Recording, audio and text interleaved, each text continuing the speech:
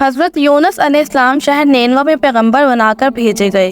آپ لوگوں کو ہدایت کرتے، نیکی کی طرف بلاتے اور برے کاموں سے روکتے تھے۔ آپ علیہ السلام قوم سمود کی طرف بھیجے گئے۔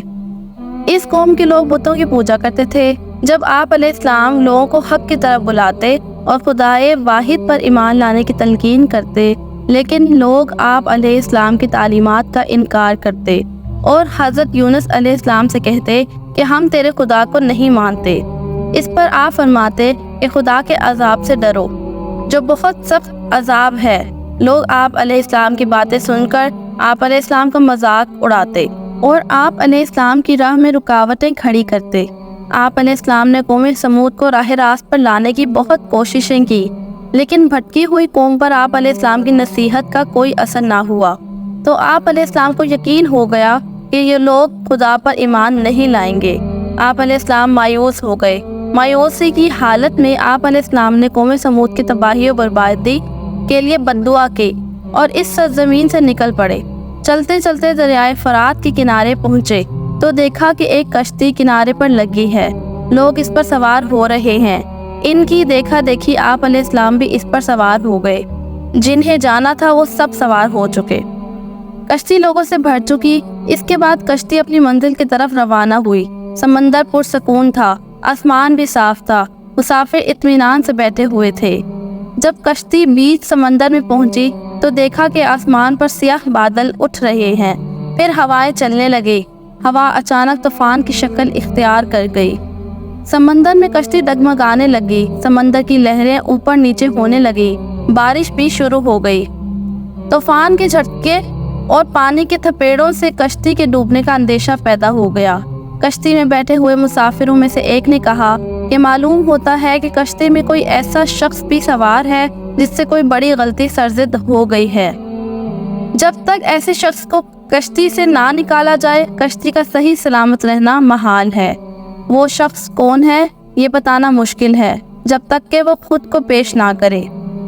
اس پر حضرت یونس علیہ السلام کھڑے ہو گئے اور کہا کہ میں ہی ہوں جس سے بڑی غلطی سرزد ہو گئی ہے۔ مجھے کشتی سے نکال دیا جائے تو آئی ہوئی مصیبت ٹل سکتی ہے۔ تمام مسافر حضرت یونس علیہ السلام کا منہ تک رہے تھے، جس نے خود ہی سب کے سامنے اپنی غلطی کا اظہار کیا۔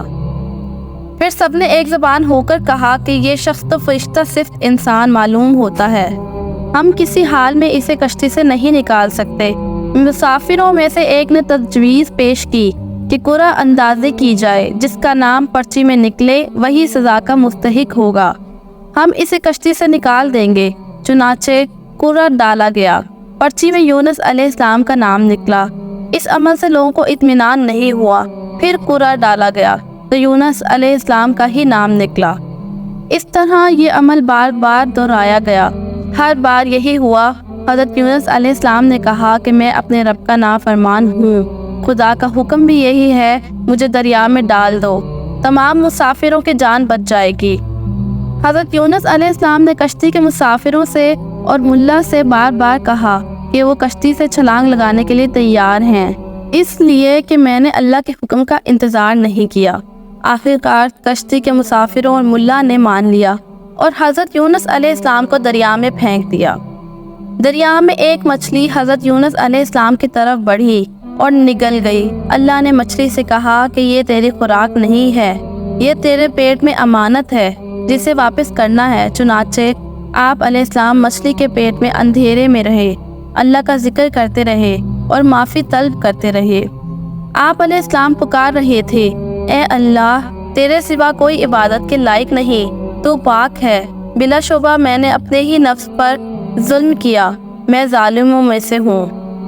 اللہ نے آپ علیہ السلام کی پکار سن لی۔ آپ علیہ السلام مچھلی کے پیٹ میں محفوظ رہے۔ مچھلی نے دریا کے کنارے پر اگل دیا۔ جب آپ علیہ السلام مچھلی کے پیٹ سے باہر آئے تو بہت کمزور اور نڈھال تھے۔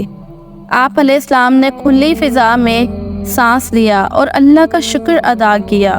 اللہ نے حضرت یونس علیہ السلام سے فرمایا، اگر تو مچھلی کے پیٹ میں میری پاکی بیان نہ کرتا تو نجات حاصل نہ کرتا۔ جس جگہ پر مچھلی نے آپ علیہ السلام کو اگلا تھا وہاں کوئی درخت نہ تھا، نہ کوئی سایہ تھا، دھوپ ہی دھوپ تھی، گرمی بھی ناقابل برداشت تھی۔ اللہ کے حکم سے وہاں ایک بیلدار پودا اگ آیا، پودے کی بیل سے سایہ آ گیا۔ آپ علیہ السلام سایہ تلے بیٹھ گئے اور اللہ کا ذکر کرنے لگے۔ کہا جاتا ہے کہ آپ علیہ السلام کے پاس ایک ہرنی آتی تھی اور اپنا دودھ پلا جاتی تھی۔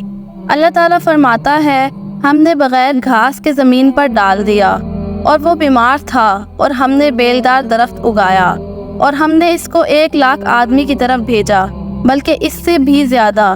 پھر وہ لوگ ان علیہ السلام پر ایمان لائے۔ ملک نینوا چھوڑ دینے کے بعد آپ علیہ السلام کی قوم آپ کو بہت زیادہ یاد کرتی۔ آپ علیہ السلام کے نکل جانے کے بعد پچھتانے لگی۔ لوگوں نے محسوس کیا کہ آپ علیہ السلام نبی تھے اور ہدایت کے لیے آئے تھے۔ لوگوں نے اللہ سے معافی طلب کی اور وہ حضرت یونس علیہ السلام کی آمد کا انتظار کرنے لگے۔ لوگوں نے اقرار کیا کہ ہم اللہ پر ایمان لائے، اور اس بات پر بھی کہ یونس علیہ السلام اللہ کے بھیجے ہوئے نبی ہیں، اور آپ علیہ السلام کے لائے ہوئے پیغام پر یقین رکھتے ہیں اور یونس علیہ السلام کی تصدیق کرتے ہیں۔ اور قوم کے لوگ ایک دوسرے سے کہنے لگے کہ اگر حضرت یونس علیہ السلام ہمارے درمیان آ جائیں تو ہم سب ان علیہ السلام کی تعظیم کرنے لگیں گے اور ان علیہ السلام کے حکم پر عمل کرنے لگیں گے۔ اللہ نے حضرت یونس علیہ السلام کو حکم دیا کہ وہ قوم کی طرف جائیں اور اللہ کا پیغام سنائیں اور انہیں برائی سے روکیں، نیکی کی طرف بلائیں۔ لوگوں کو آپس میں ایک دوسرے سے اچھا سلوک کرنے کی تلقین کرے۔ چنانچہ اللہ کے حکم پر جب آپ علیہ السلام اپنی قوم کی طرف لوٹ آئے تو قوم نے خوشی و مسرت کا اظہار کیا۔ آپ علیہ السلام کی آمد پر اللہ کا شکریہ ادا کیا۔ واپس آ کر حضرت یونس علیہ السلام نے تبلیغ شروع کر دی اور ہدایت دینے لگے کہ برے کاموں سے دور رہے، ضرورت مندوں کی مدد کرے، بھوکوں کو کھانا کھلائے، ننگوں کو کپڑا پہنائے، کسی کے ساتھ برا سلوک نہ کرے۔